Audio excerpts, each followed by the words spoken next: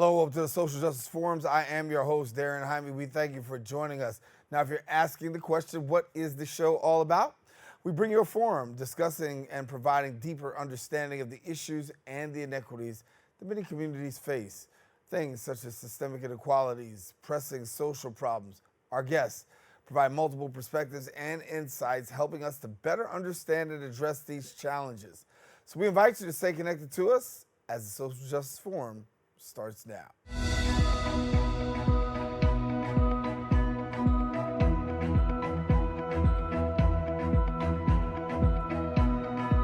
And welcome back. The Greenburger Center for Social and Criminal Justice is leading a transformative effort to reshape our approach to individuals with serious mental illnesses within the criminal justice system. Joining me today is the Executive Director of the Greenburger Center, Cheryl Roberts. And Cheryl, glad to have you with us. Thank you so much for having me. It's a pleasure to be here. Thank you. And when we talk about, the issue of mental illness, particularly when it comes to the criminal justice system, a lot can be said. From your perspective right now, how do you see things? I think they're improving, but that's not probably saying much. The fact is, about half the people that are incarcerated have some kind of mental illness. Among women, that's even higher. And for the better part of 50, 60 years, we have been taking people out of mental health psychiatric facilities and moving them, unfortunately, into homelessness or incarceration. And so we have a long way to go, but we're hoping that some of the things the Greenburger Center is doing, and also the announcement made by Governor Hochul yesterday to put more money into supportive housing and things like opening or reopening hospital beds for those who are severely ill, will help. How prevalent is this problem? Within the criminal justice system, it's very prevalent. As I mentioned, about half the people who are incarcerated have a mental illness, and about 20% or so you have a serious mental illness. And, prisons and jails are the worst place you could be if you have a mental illness. They require that you follow rules, that you behave a certain way. And sometimes with a mental illness that's certainly untreated, that makes it very difficult. And so this population tends to break rules, not intentionally, but because they can't help it, and they stay longer, they cost more money, and they don't come out any better. So it's a real concern within the criminal justice population. Yeah. Can you share a little bit about the Hope House? Because I think our viewers would definitely find this very enlightening. Sure. Hope House is a real project of love for Francis Greenburger.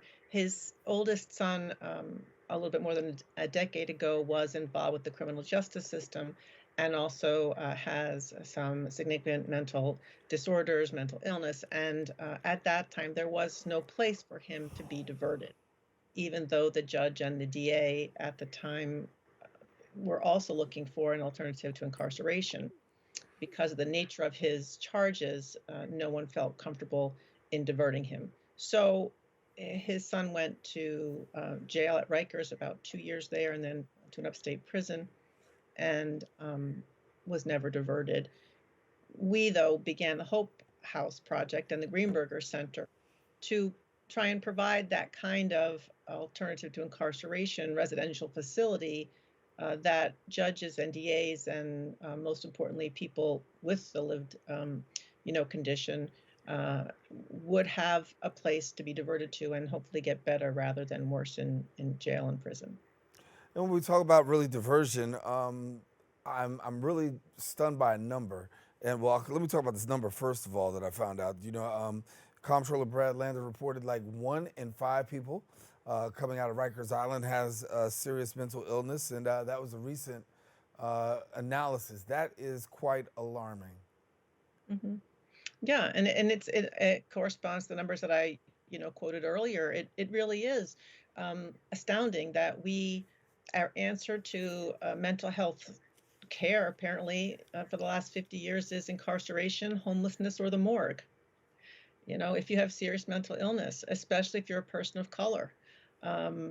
People of color are more impacted by the justice system, and if you have mental illness, that makes it worse. Look at, Daniel Prude as an example of someone in a mental health crisis, a person of color who was, tragically shot during a crisis.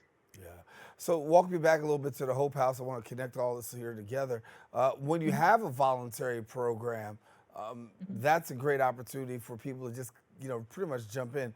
But the word voluntary and seeing people volunteer to say, hey, I'll do this. What's it like? And what's that response like? Well, first I have to tell you that we've just recently broken ground. So it's going to take about 18 months to build this facility. And it took us 10 years to get to this point, which is another story in itself. So I can't tell you exactly, in terms of a person's actual experience yet, but the way it's supposed to work is that first of all, the defendant, the person who's involved, has to be willing to go to Hope House as opposed to going to prison. And with this population, really their only option is prison. So if they are competent to understand what's happening, they want to go for treatment, that's the first step. Then the DA also has to agree, and the judge. And if those three parties all agree that this person is willing, is able to go to Hope House, which is a residential treatment facility where they really don't come and go often, they can go with a peer at first, and eventually that's the hope, but they stay on site. They get their treatment there for up to 2 years. So it's a longer term residential stay. There is monitoring that's involved. They have to voluntarily agree to, for example, wear a monitoring bracelet um, and to abide by all the rules. And there will be security people on staff at all times. Those are some of the extra seatbelts, if you will. Those are some of the extra security measures that were not available to Francis's son. And one of the biggest reasons why the DA and judge didn't agree to a diversion. So we're trying to make this a therapeutic environment where people are in community, they are not incarcerated, they can get their services right on site, they can learn skills like um, making lunch and making meals, maintaining a residence, and job skills, and become stable, and then be stepped down into the community. So it's very simple. It's amazing that it's taken so long to get online, and we're not there yet. But that's the essence of Hope House, to provide a secure, safe environment where people can go voluntarily to get treatment rather than punishment, and then safely step into the community and hopefully not come back. I mean, that's our goal. We don't want people to come back into the system. Cheryl, you're being generous here because I know when we talk about the time that it's taken to really get this onboarded and offline, it's been quite, been quite considerable. A lot of hurdles. I think getting everybody to be in agreement. But the people that were in agreement from the beginning and who saw the value of this immediately were the people of the Bronx. I mean, we searched all over the city for a location, and very frankly, I didn't want to go to the Bronx because I felt like the Bronx had enough of these kinds of facilities, and I felt like, you know, we shouldn't always put all of the same kinds of uses in the same neighborhoods. So we looked different places, and we found a place in the Bronx. And the first thing we did before we did anything was to go to the community board and say, look, we have bought this property. It used to be a former men's shelter, homeless shelter. We are interested in doing this Hope House project, but we're not going to do it if you don't want us here. We're not going to continue this project unless we have your partnership in this. And we spent 8 months with the community board and going over their concerns. And in the end, they said yes on two conditions. One was, we don't want people accused of sex offenses, because at the time it was next door to an after school day program. And I said, I understand that. And the second is that they wanted 4 beds reserved for people from the Bronx, because the Bronx has typically the highest incarceration rate. Sometimes Brooklyn, the two boroughs go back and forth. And I said, absolutely. If we can, reserve a bed, if there are 2 people, one from Bronx, one from somewhere else, and we're only taking from the 5 boroughs, by the way, we'll give, for up to at least 4 beds, we'll give the preference to the people who are coming from the Bronx.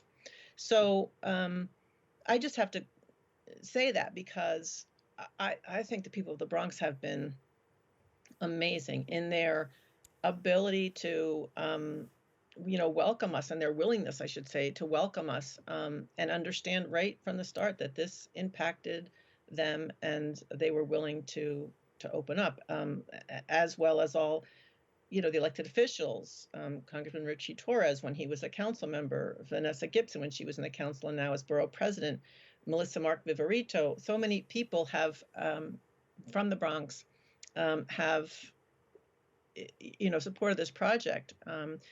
Where we didn't get the support, frankly, was really at the state level. It took them a long time, and I have to say, Governor Kathy Hochul's administration really pushed this project forward. Yeah. And so I think we owe a lot also to her.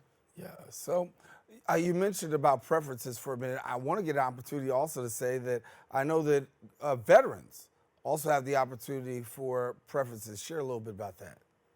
Right. We wanted to give not only the Bronx folks preference, but also veterans, because so many times people who serve come back with some serious mental illness and PTSD, which can sometimes lead to criminal justice involvement. So we felt that was also important.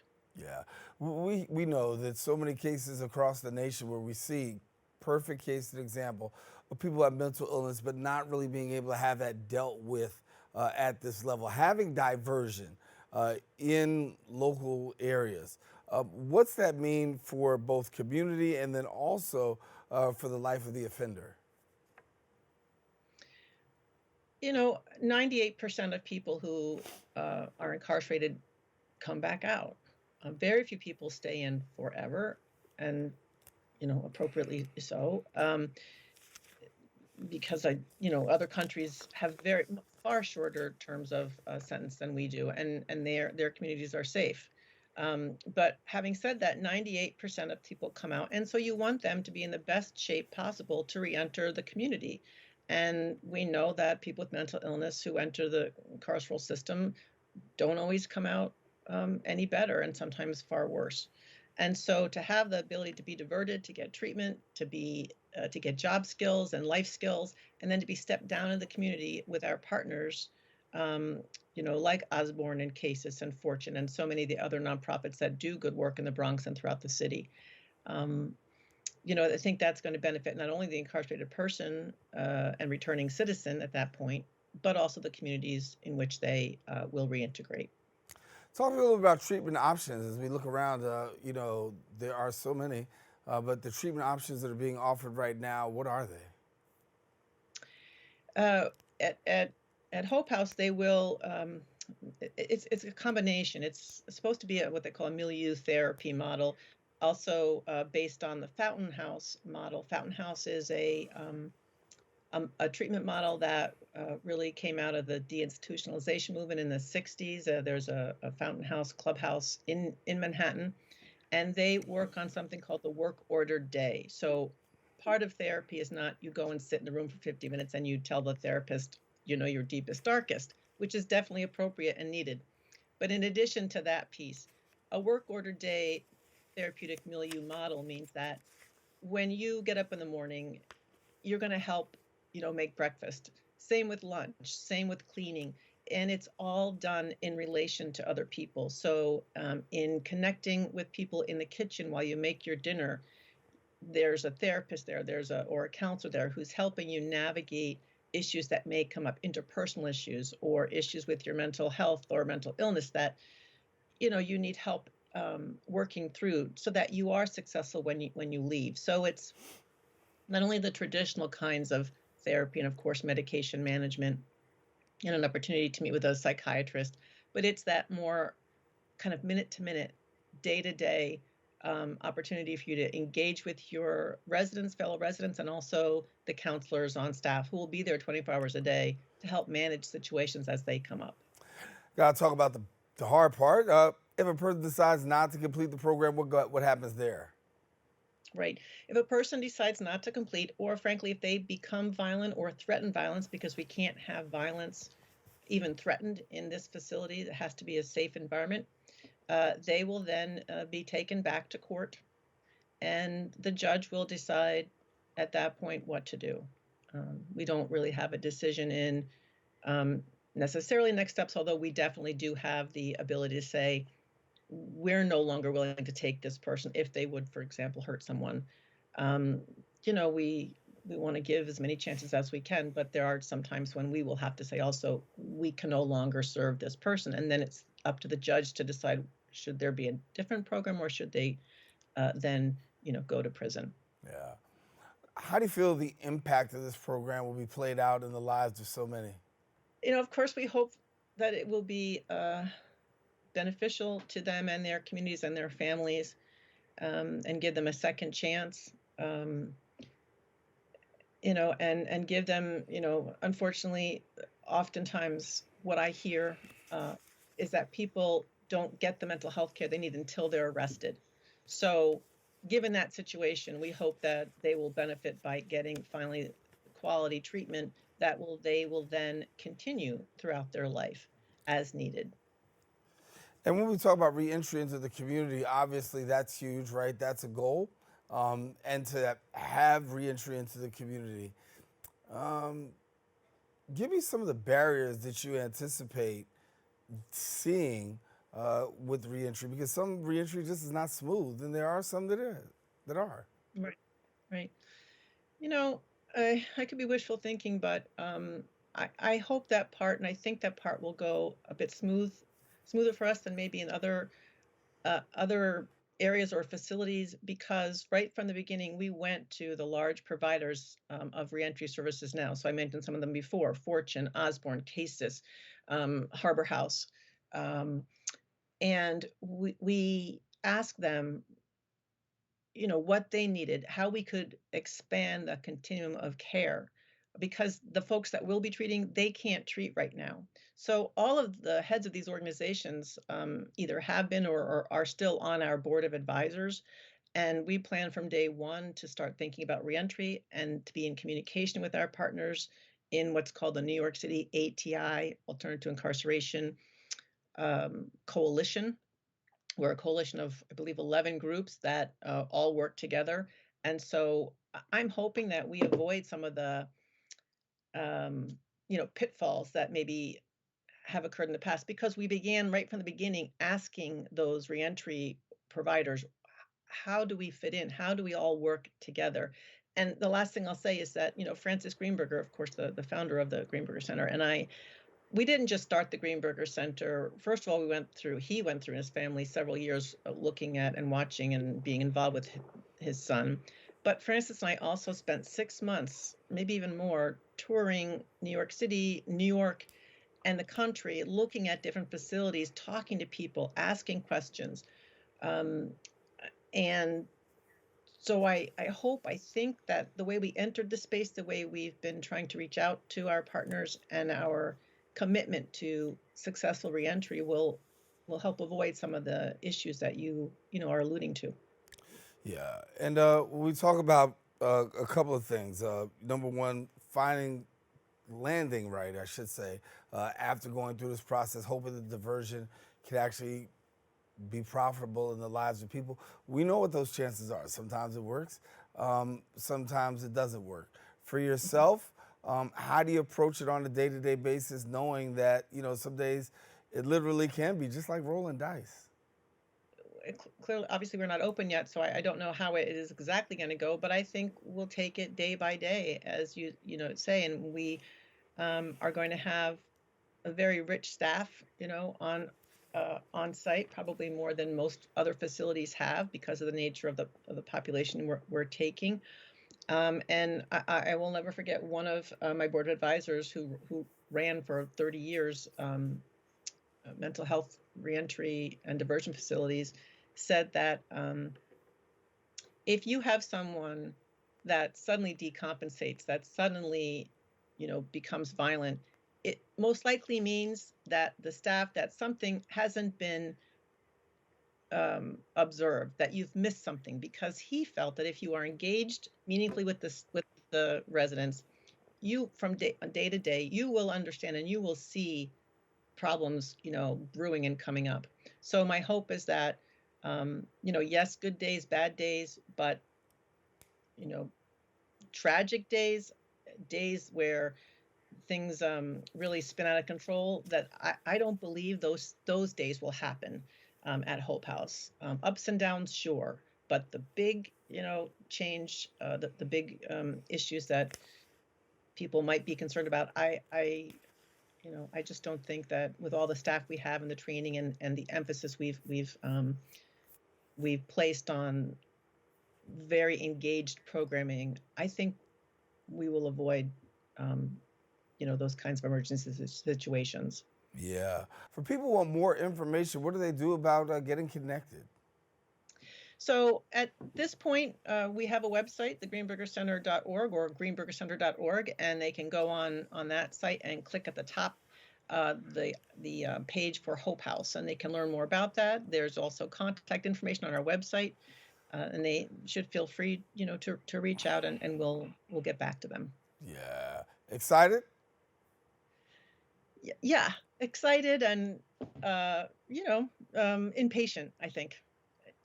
I want to get it open. Long time coming, right? So as you get closer and closer, I can tell. You just want to get those doors open and let's get it started. Absolutely. Yeah, well, it's been great talking to you, Cheryl. Cheryl Roberts, who's the executive director for the Greenburger Center for Social and Criminal Justice. Talk about diversion and Hope House 2025. Looking forward to hopefully what will be a great asset to our community. Thank you so much, Cheryl, for being with us. Thank you so much for the opportunity. I appreciate it. All righty. We are taking a quick break, but guess what? We're going to come back with more right after this.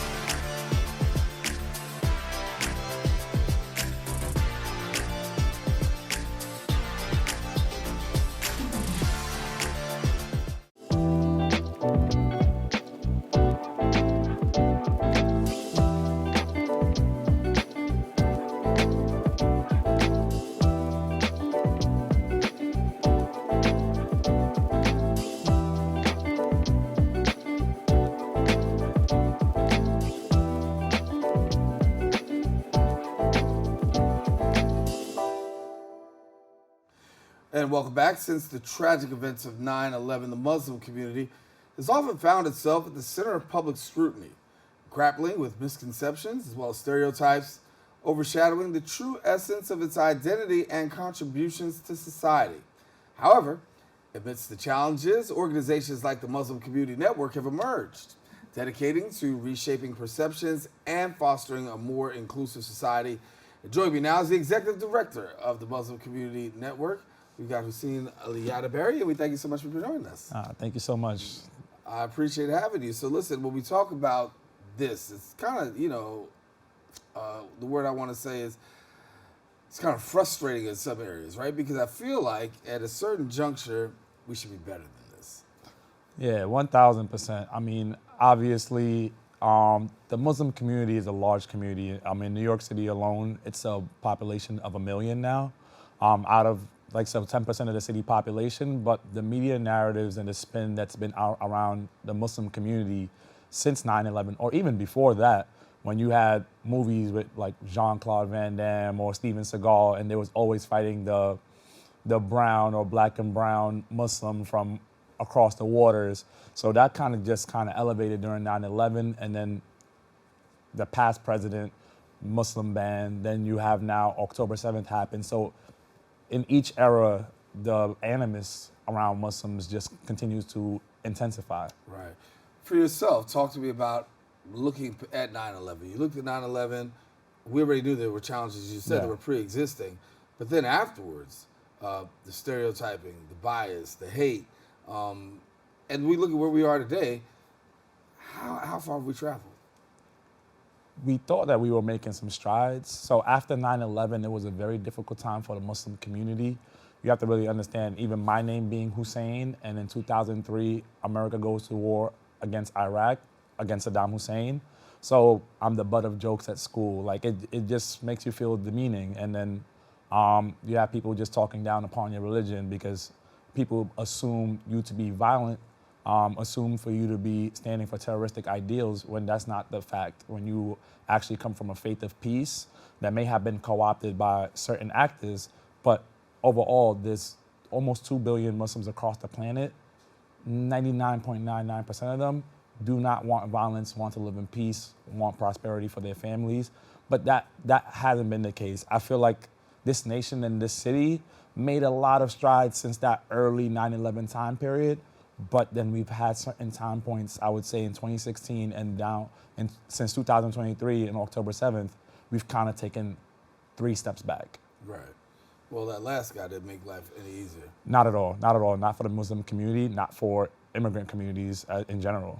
So when we talk about this, we look at, there's this extremism that we know that exists, and we know. We talk about, Bin Laden, we talk about all the stuff, Saddam Hussein, we could go all there.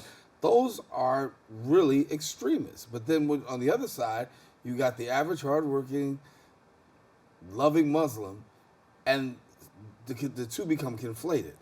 Yeah, and I think a big part of it is conflating political ideology with religion. Overwhelmingly, most Muslims are practicing a peaceful religion of Islam. Right now, we're in the month of Ramadan where we're fasting for 29 to 30 days. But when you talk about political ideology, you talk about land and boundaries and who governs what domain. That's when you get into the problem of this fascism in some places, and also terrorist ideals where it's really political ideology, and it's like people having these ideas and they feel like other ideas by the West or other actors may be imposed upon them. So people really need to separate that. It's not Islam that's driving these people. It's their own political ideology and whatever malintent that they have. So let's separate that from the religion, because in every religion we have bad actors. Right. So let's not kind of conflate those things. So when we talk about education and awareness, Yes. that's where you call in, right? Yes. We got to educate the community. Of we have to course. also educate the, sometimes even our very own community. Yeah. How's that working? So it's sad that we've had an increase in engagement from schools and external partners over the past 6 months. But at Muslim Community Network, we do a lot of diversity education work with school communities, with corporations. We've been at high schools. We actually have a high school event next week in Brooklyn where we go into the Muslim American experience. Who are Muslims? The true and accurate depiction of Islam, just to kind of shed light, because you have peers, you have coworkers, you have family members, you have neighbors that happen to be Muslim, and people have lived with these people for years, and that narrative that's being painted of being terroristic or being violent, you know that not to be the case. You live amongst them, but understanding more about them will help you dispel some of these myths and some of these rumors and some of these flat out lies about Muslims. One thing that doesn't go away is the hate crimes. They continue, and unfortunately, they're painful. Yeah. And every time you see one, talk to me about, first of all, your reaction when you see here, particularly in the Muslim community, another hate crime. Oh, it hurts. It hurts a lot. When you think about the Muslim community, you talk about a very strong Black and African community, but you also talk about a largely immigrant community when you talk about New York City. Xenophobia is also then mixed with Islamophobia, and it's like a recipe for disaster, where you even have people that are not Muslims, like Sikhs, who wear turbans, get mistaken for Muslims when there's always some anti-Muslim sentiment in the city or across the world. The huge issue with that is people don't really have the education or awareness as to who Muslims are. So whenever something happens 3,000 miles away, it just blankly gets kind of glazed over all Muslims in our city. And it's really sad and it's really disheartening, because you always think we're in America, the country of ideals, of liberty, of like understanding and freedoms. But then you still have a group of people, I'm talking about 1 million New Yorkers, who do feel scared, who do have fear. Whenever something happens that's on the global news, as a Muslim, you know it may affect you here, because someone may co-opt that and say, hey, it's time to get these Muslims out of my neighborhood or get these Muslims out of our city or out of our country. And you hear it a lot in the South. You hear less of it in New York, but it's still there in some pockets. Right. I want to talk about when we are out there on the street, right? And you're walking the street and you're looking around and you're saying, okay, I can see better in terms of population. More and more people are here. Yeah. It's a more diverse neighborhood. Yeah. But yet, still, while it's a more diverse neighborhood, there's still this need for diversity education, right? That you would think with more people, things would sometimes be better. But with my boots on the ground and the people that I talk to, they say, listen, when it comes to issues of, diversity education, when it comes to issues of awareness of these critical areas of, of race and religion, people are still stuck in the sand. How do you see it? I think you're right. And I think it really starts from educations in schools. So Muslim Community Network, we're actually working with Councilwoman Shahana Hanif to introduce a resolution, 0095, which is going to introduce religious diversity curriculums into New York City public schools. It calls on the New York City public school system to work with faith-based organizations, not just Muslims, but Jewish, Christian, Catholic, Sikh. It doesn't matter if your kids are in schools. I think everyone should get a little taste and a little glimpse into how people practice these religions within the city. What are some of the markers? What are some of the symbols? How is some ways that you can talk to your neighbors, like when it's their celebratory moments? And it also provides religious professional development for teachers, for staff, so that they can actually learn more about their students and families as well. I think with this comprehensive look into religious diversity education in schools, you'll start from the youngest, but you really kind of nurture an inclusive society where people really have an understanding from K through 12 of, oh, that's my friend Husein. He celebrates Ramadan. I'm gonna say Ramadan Mubarak. When it's my friend's birthday, when it's my friend's birthday, when it's my friend's holiday of Rosh Hashanah or Yom Kippur, I know why they're doing it. I know some of the phrases to say to them when it's their time of year, but it really builds that inclusivity from young, and I think that's where we really need to start. Sometimes trying to change and adjust adults is very difficult work. A lot of adults are ingrained in certain ideologies, but if we can kind of start that process in the schools, that's where we really got to hit home. Yeah, these city streets can be mean. Yeah. What's your take on city streets today in terms of the climate? So city streets, when you look at stats, you see like overall, obviously there is crime reduction in a lot of different categories, but obviously the sentiment, people don't feel safe. Right. People don't feel safe for a number of reasons, and a lot of it has been attributed to the migrant crisis. Let's just keep it 1,000.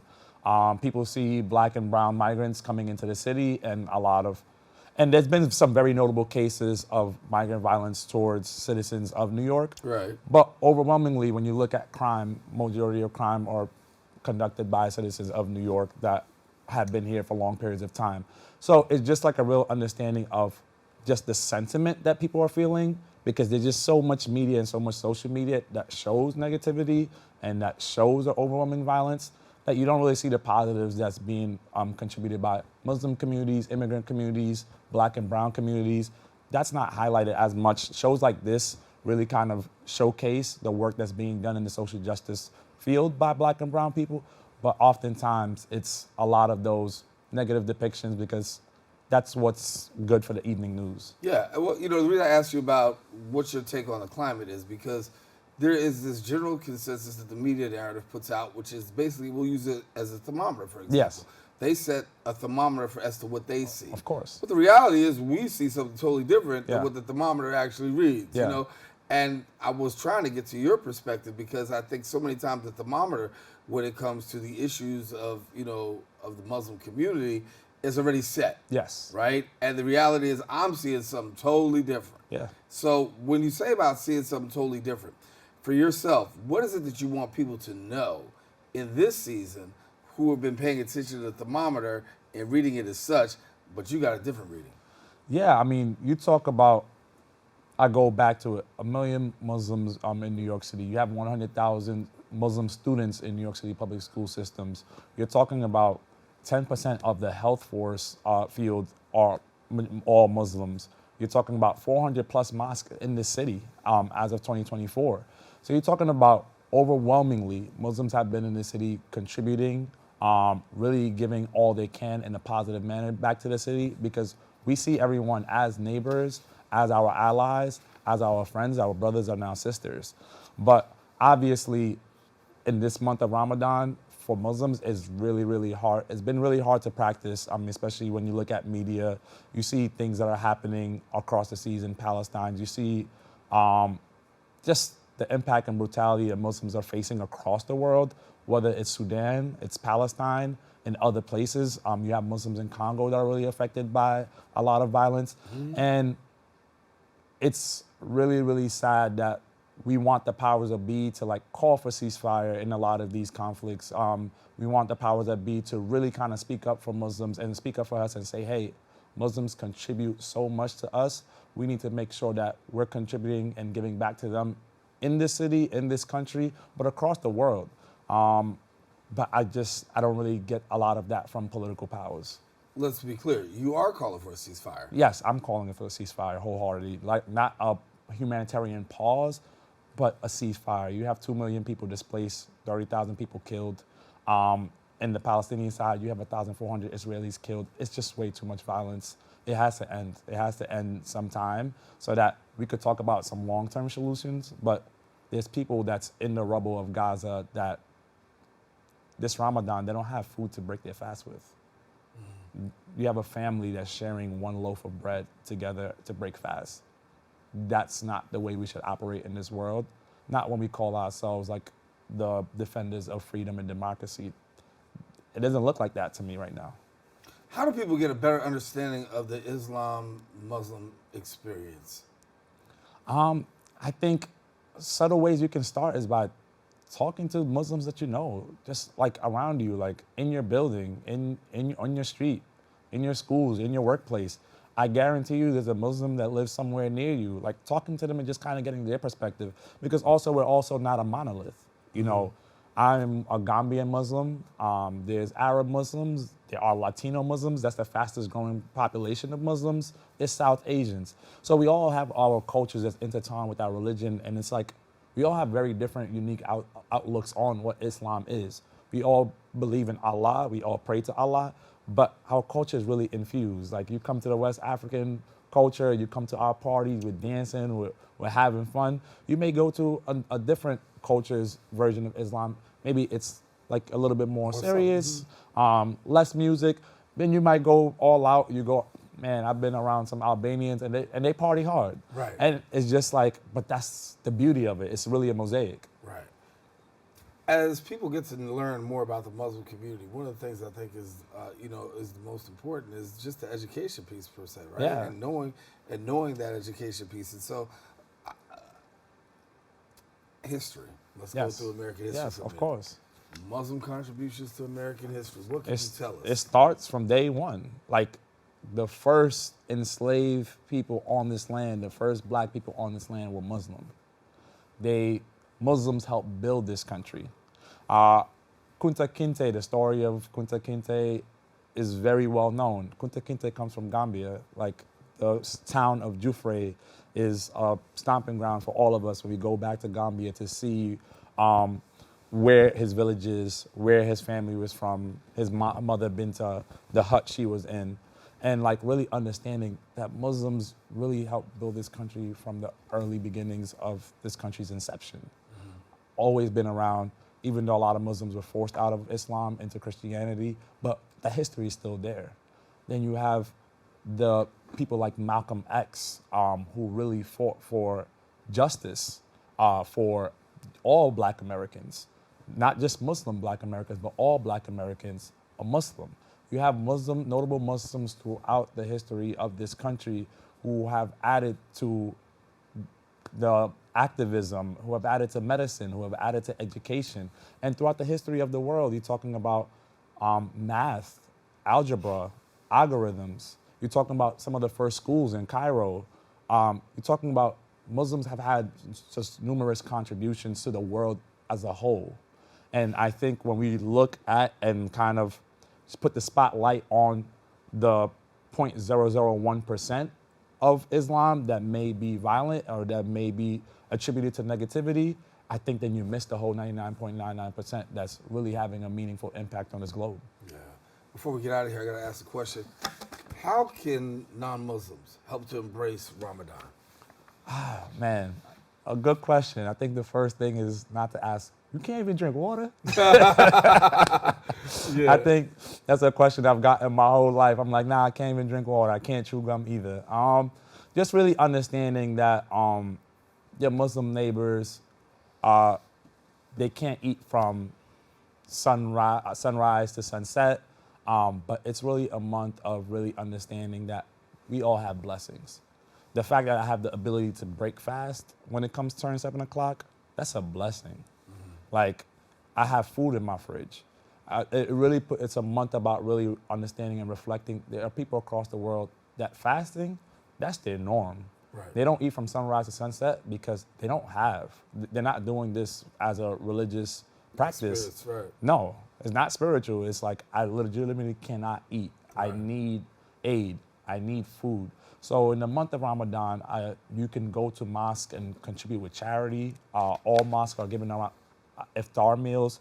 Muslim Community Network ourselves, we are giving out iftar meals today at 97th Street Mosque, and we have some food distributions and food pantries across different areas of the city. And then also, like, we have Eid celebrations in April for the Muslim community. We're having one specifically in the Bronx at CES 55 with Principal Torres. But I think just really understanding and touching base with your Muslim neighbor and saying, where's your mosque? Do you guys need anything? Do you need cases of water? Do you need food during this Ramadan season so you could break iftar? How can we be of help? How can we make sure maybe we're playing our music too loud while you're fasting, and that's something that you don't really listen to during Ramadan. Maybe we could lower our volume until after sunset, just as an accommodation, knowing that we are really neighbors. I think that's the ways we can be more inclusive. Husein Ayodeji, thank you so much for being Thank you with so us. much. Man. I appreciate you coming. Of course. Gotta come back again, my brother. I would definitely will invite me. All right. You're invited, man. I already did that. Now we just got to work out a date. All right. We know who to talk to. All right. All right. We'll take a quick break. We'll be right back right after this.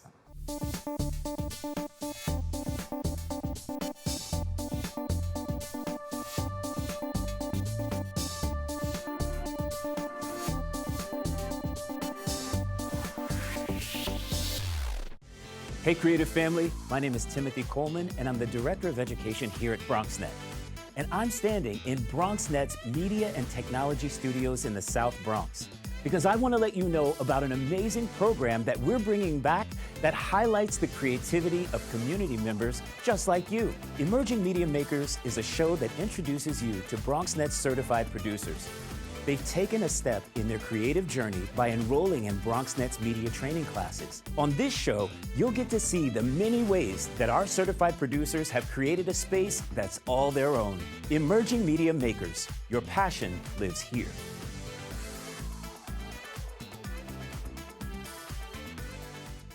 And we are back. Our next guest is someone who's not only excelled in the world of sports, he's also becoming a driving force for positive change in his community. He founded the Minority Millennials, which is an organization dedicated to empowering young people of color by providing access to jobs, wealth-building opportunities, and civic engagement. Here now joining us is the founding partner and Vice President of Community Engagement of Minority Millennials, Andrew Ayodeji, right? Ayodeji. Ayodeji. Andrew, thank you so much for being with us. No, thank you for having me. It's a pleasure. I appreciate it. Thank you. And I want to get an opportunity to just share with you because we talk about basketball in a minute, but really your passion is community and empowering millennials. And why do you feel like millennials are the go-to demographic? Because I feel like millennials is the bridge right now between like the Gen Zs and the baby bloomers. So I just think it's really, essential for the millennials to kind of stand. We here in abundance. We really standing with the most numbers right now. We kind of affected the most. We kind of seen kind of both generations. So we could kind of, give I feel like the most balanced point of view. And when we talk about this balanced point of view, I want to talk about issues because you're presenting issues from your point of view And really, you're trying to write that balance out because you feel as though that there's several areas where people really need to be paying attention to really bring balance. And so, what are some of those areas that you're working with millennials to really raise your voice and address? More so, I try to use like myself as like the model, man. We focus on things like housing. I'm 35 years old. The housing crisis is crazy out here. It's like $2,800 for a one-bedroom apartment. So I kind of try to frontline that. I'm vulnerable enough to put my struggles on the forefront just to show people like I'm someone that runs a few businesses, but it's still hard for me. Really bridging the gap with policy and culture, letting people in my community know the significance of politics, of how important that is to have a relationship with the local politicians in your neighborhood. Even furthermore, getting involved with politics, actually getting your name on a ballot and running, and really understanding what it is, really understanding the power of the vote. We hear that a lot of the times, get out and vote, but nobody really explains to us, the how to exercise our rights civically. So I just think that's important. It's very important to educate our community and young people on that, so we could take a different approach moving forward. And when we talk about the community, I want to give our viewers some context here. You're out in Amityville and Yep. Amityville, New York. And so, for people who aren't so familiar, tell us about how you view, particularly the climate, the culture right now in Amityville. I'm in Amityville, Long Island, New York, North Amityville to be exact. It's a burgeoning demographic right now. It's a lot of entrepreneurs trying to shake up the scene.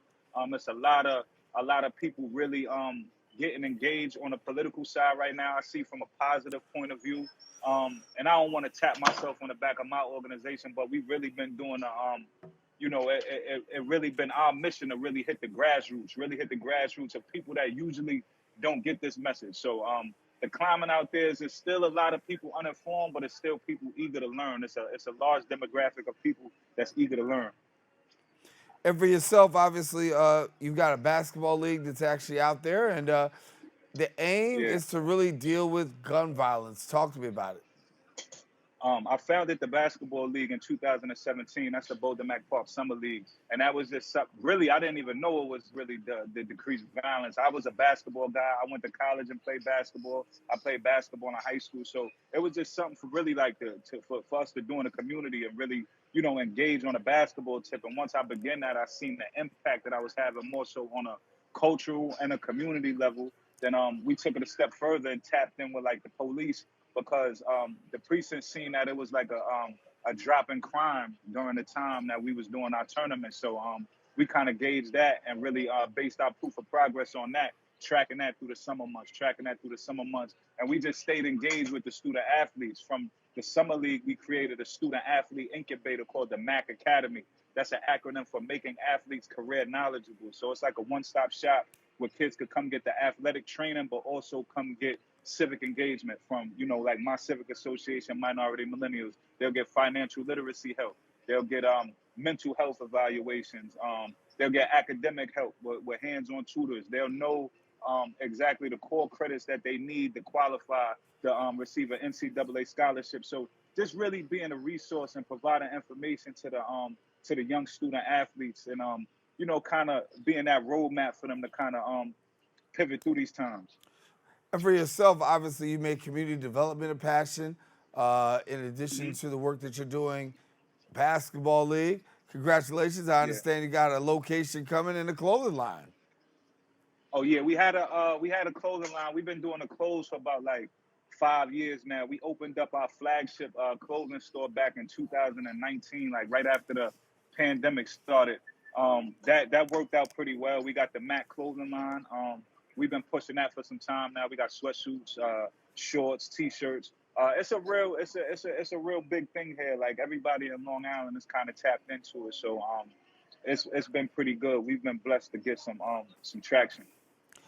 So for yourself, obviously looking at the lay of the land right there in Amityville, trying to make things better.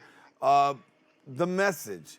Sometimes the worry is the message really resonating amongst the community? Am I getting through? From your perspective, how do you feel you're making? Are you getting through?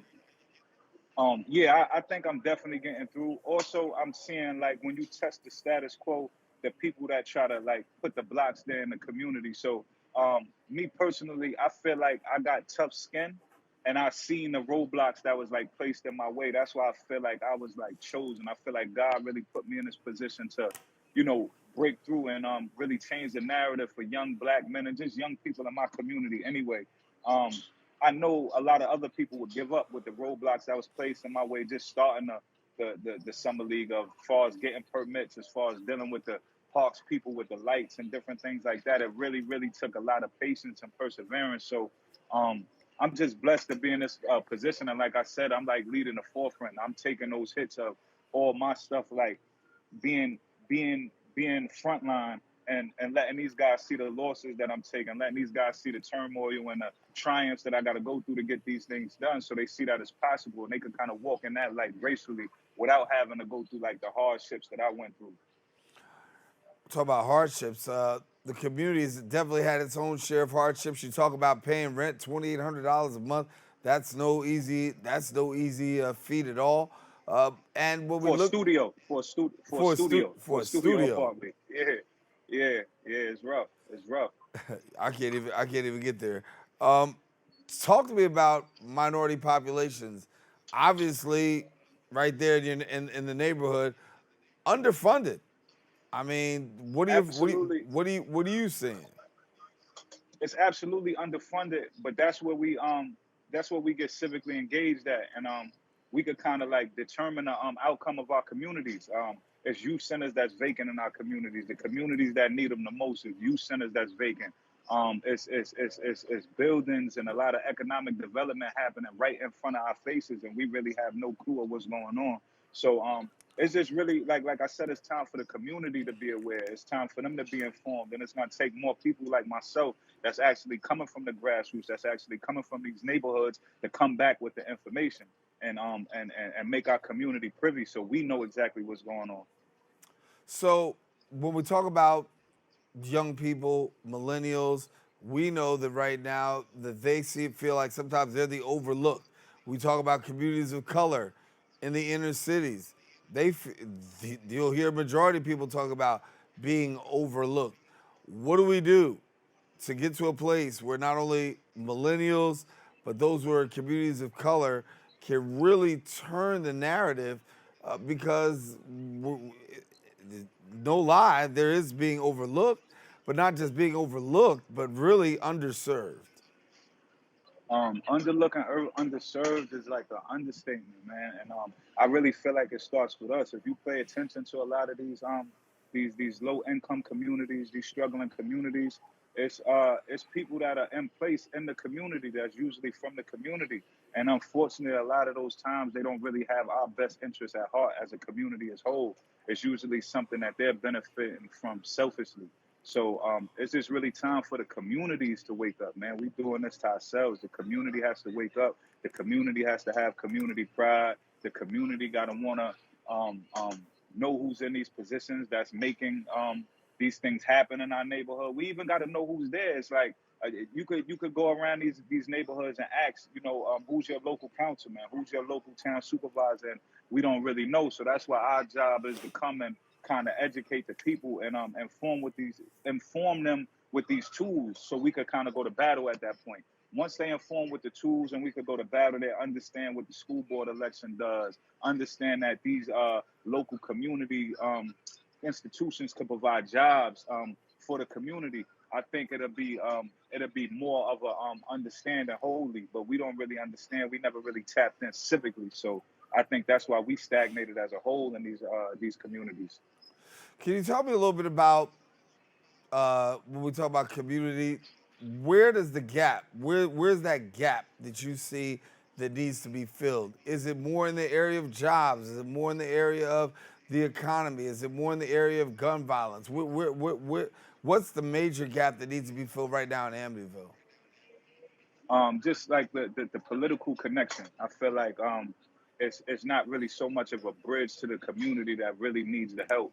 I feel like we try to ignore the fact that our community has issues and try to focus on the good. I really feel like, again, like I said, the community really has to like check themselves. They really have to like understand like we're stagnated right now. Understand that it's a lot of like room on the table for us. A lot of room on the table because our vote counts. It's like we're unaccounted for. They're not even taking us into consideration because we don't come out to vote. We don't really get involved in our community to even know what's going on. So, like I said, it starts with us, man. It starts with us. And what about life after basketball? Because obviously you've turned it and positioned yourself in such a way that you've created life outside of basketball. I know what it's like playing the game and then having to give it up. After you give up the game, it's like a lot of questions as to where do I go from here. But you've been able to transcend. Let's talk about life after basketball. What do you tell somebody about that? Yo, that's a great question. I'm really glad that you answered. You asked me that because I see a lot of basketball players is lost, man, and I can relate to that. But I was kind of able to kind of pivot early. I was able to pivot early. I feel like basketball players and student athletes in general, preferably more basketball players, are kind of sheltered from the community, from their parents. You know, you going to school on a scholarship, you eating on a meal plan. You never really got to worry about kind of managing money. Your peoples are sending you money when you need it. Then when you kind of get home into the real world, you kind of like walking into, whoa, I wasn't really expecting this. Whoa, I gotta pay for my food now. Like I gotta like actually save up to get a car. Like I actually gotta pay rent. I actually gotta I just can't spend my money on what I want to spend my money on. So just really teaching them how to pivot. That's a big thing with the MAC Academy. Like I said, that's an acronym for making athletes career knowledgeable. The main point that I tell the kids is you live a lot longer than you play basketball. This basketball is going to stop bouncing. So you got to be able to continue to keep it rolling after this basketball thing is over. There's a lot of jobs around basketball that doesn't necessarily involve playing. We have a partnership with the NBA G League team, Long Island Nets. They right out here. They operate out of Nassau Coliseum. And we tap in with them regularly just to bring kids, just to see the business side, just to see the operation. My guy, Wade Richards, he's from the community here, and he has a position over there with the Long Island Nets. He opens the doors to us. So it's just a lot of positions that you could be outside of an actual physical basketball player. You could be a coach, you could be a GM, you could be a camera guy, you could be a pregame guy that's getting a pregame thing set up. And these is all careers. So we try to really bring the student athletes in to let them see that, to where it's like you could look forward to something like after basketball and have a very, very lucrative career. Yeah, there's life afterwards, and certainly we want people to take advantage of the fact that you play the game, get the most out of it, but then after the game is over, get what is also there for you as well, which is, a lot of opportunity. And for yourself, you've been a person that's been able to really maximize that opportunity. So thank you so much for being with us. And, certainly, Andrew, we want to make sure that people know how to get in touch with you again. Website is minoritymillennials.org. And then, of course, social media, Minority Millennials, and Instagram, Bolden Mac Park. And Andrew, thanks again for being with us, my brother. Nah, thank you for having me. I appreciate it, man. Great show. You have a blessed one. All righty. Thank you, brother. All right. Well, we come to the end of our show today. Hope you enjoyed this week's discussion on the Bronx Social Justice and Anti-Violence Forum. If you're rewatching this week's episode, guess what? Catch Recablecast right here on BronxNet.org. You want to join the conversation and present your point of view? Visit our social media at BronxNet TV. And join us. We'll be back next week elevating the discussion, bringing further awareness about those things across the globe. I'm your host, Daren Jaime. Take care.